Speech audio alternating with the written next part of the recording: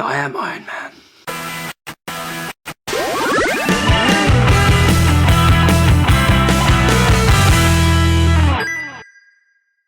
Hi guys, welcome to Nerd Bites, and this is going to be my rewind review for Iron Man 2. Iron Man 2, the third film in the Marvel Cinematic Universe, and again another awesome film. A lot of people still weren't massively fans of it because it wasn't as good as the first Iron Man because it was a tall order. But a lot of things happened in this film that I really enjoyed, and I still came away satisfied. So everybody knows that he's Iron Man. Everyone knows who he is. He starts off with it's basically the Stark Expo is kind of the main focus of this film. It's kind of like the background focus of the film, really, I suppose. The first minute is basically him flying down as Iron Man, unsuited in front of everyone, massive explosion, girls dancing everywhere, really cocky attitude, the way that Stark always liked it, and it feels good to go. This is like one of the first times we ever saw a superhero in front of people going, "This is me," because all the ones like Spider-Man, the X-Men, even the Hulk as well, they've always been hiding away. You can't find out who we are, don't let us know, we can't have a secret identity, all this kind of stuff. And I thought that it was awesome. For the first time ever, we're actually getting this guy that's going, "This is who I am, deal with it, you can't stop me." Which was really well put together when he was in the courtroom and saying, "Look, these guys might be testing everything and putting their lives in danger to try and replicate my suit, but they ain't nowhere near to doing it as good as I am." And he says, "I privatise world peace," and he has. Basically, at this point in time, he has. The main villain in this is Whiplash, done by Mickey Rourke. Again, awesome casting. I don't think the character was developed, I suppose, as well as I would have liked.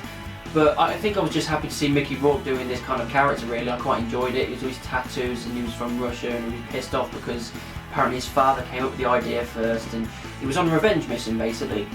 He made his own arc reactor and he was able to get the electric going through these like whips, really, I suppose. Well, Whiplash. He takes the suit down to the racetrack in Monte Carlo, I believe, and Stark takes control of his F1 car and the race, off it goes, and he manages to get in and he cuts a load of cars up, cuts up Tony Stark's car, and you're thinking, how is he going to get out of this?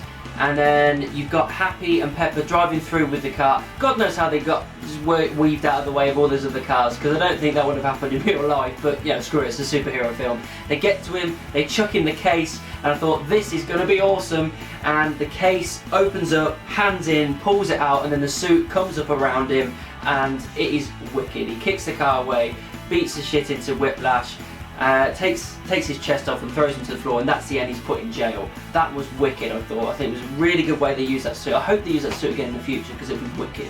The overarching thing that goes through is that Tony Stark is dying. The arc reactor is poisoning him. He's having to invent chips that he keeps running out of and he keeps having to refill, and basically eventually it's going to kill him. He has to find a new element and put it into his new arc reactor so it can run his life better and he doesn't die from it, which ends up being the thing that he ends up inventing later on in the film.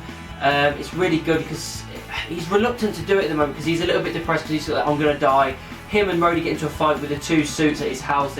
They mess everything up, and he's quite like kind of depressed. He's accepted the fact, "I'm probably going to die."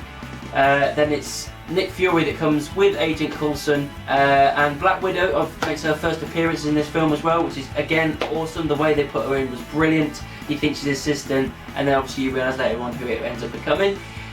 They force him to say, "You are to stay here until you figure this out. Your father could have figured this out, but he didn't. Now you're going to." He ends up figuring it out. He gets the new element, which gives him the triangle piece, which eventually obviously becomes the triangle piece on his new suit. Again, awesome. The way they're doing it with the suits was really, really good. They were doing it right.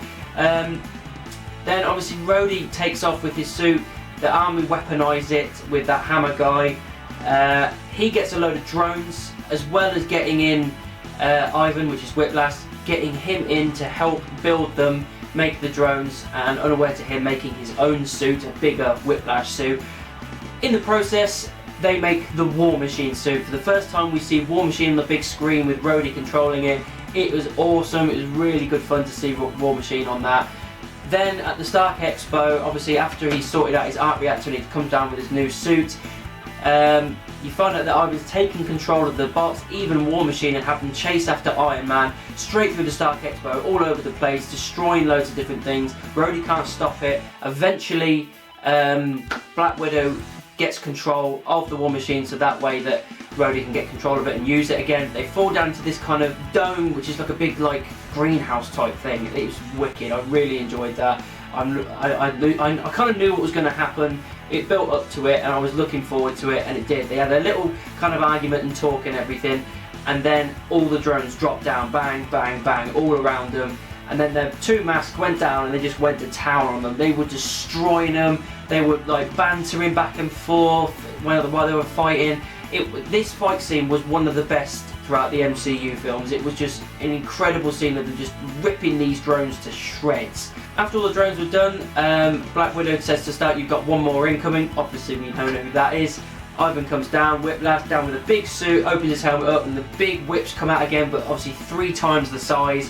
And then they go down for a massive fight. The way that they destroy him is good as well. They've both been pinned down by the whips and electrocuted, and they basically put their hands up and fire him together, and it blows up and he's knocked to the side.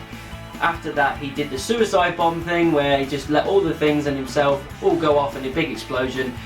They take off, he runs off, grabs Pepper and runs off to the roof. And the bit on the roof, it was the first time that they kissed each other, and it was kind of like the first time they go, right, these two are going to be in a relationship. We look forward to this relationship, and now it's happened, it was good.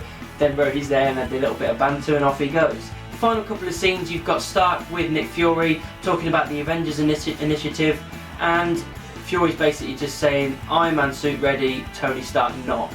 And we think, well, that's the end then. Stark's not going to be ready for the Avengers Initiative, and that's going to suck. So maybe we're going to have these films dragged out a lot longer. Not as long as we thought, but the chemistry between them two was always good fun. I really enjoyed it. Then the final scene was the guy that was harassing Tony Stark in the courtroom at the start, pinning on the badge and basically saying, well done guys, obviously not wanting to do it, he's having to be paid to do it. And then it basically goes off with them waving with Highway to Hell from AC/DC kicking in. And again, awesome way to finish it off. I thought it was really, really kick-ass. And then we get the end credits scene. Now, obviously as we're building up, we know what's going to be happening. This is the end credits scene at most that I really did not see coming, and I screamed at the screen when it happened. I was so happy. It was Coulson going out in the car to this desert, big mound, kind of like a crater type thing. And all you see is him on the phone saying, "Sir, we found it." It panned out, and there you see Mjolnir, Thor's hammer, in the ground, and you hear thunder, and then it ends. I'm like, oh my god, Thor's next. I was like, I'm going to see Thor on the big screen. This is going to be epic. I don't think I've ever been more excited to see the film. It was a brilliant end credit scene. The way they built it up was just incredible, and I was so looking forward to the next part of it. So that was my rewind reviews from Iron Man 2. Let me know what you thought of the film. Did you like it? Did you not like it? What did you think about it compared to the other films? Let me know down in the comments or send me an email. You can also find me on Facebook, Twitter and Instagram. Also, you can find me on moviepilot.com/nerdbytes. Just type in nerdbytes anywhere and I'm sure you'll find me. And of course, keep it nerdy.